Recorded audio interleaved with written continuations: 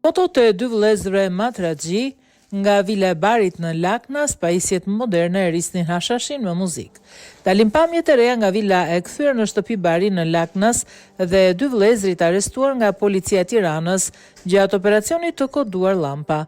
Të arrestuarit janë Shkëlqim Matraxhi, Fatmir Matraxhi, 38 dhe 28 vjeç, si dhe Endrit Paja, 29 vjeç. Policia shpërndau edhe pamjet e operacionit ku mësyn në shtëpinë e Barit pajisur kati 2 i vilës 3 kaçe ishte kthyer në ferm kanabisi me mbi 20 rënjë të mbjella, të tjera të tharet paketuara, si dhe një sasi e përpunuar.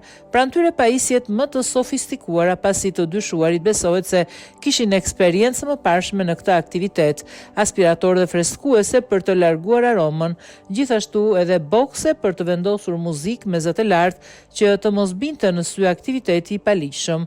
Në foto janë dy vëllezërit Matraxhi të arrestuar, teksa hetimet i ndjek Prokuroria e Tiranës.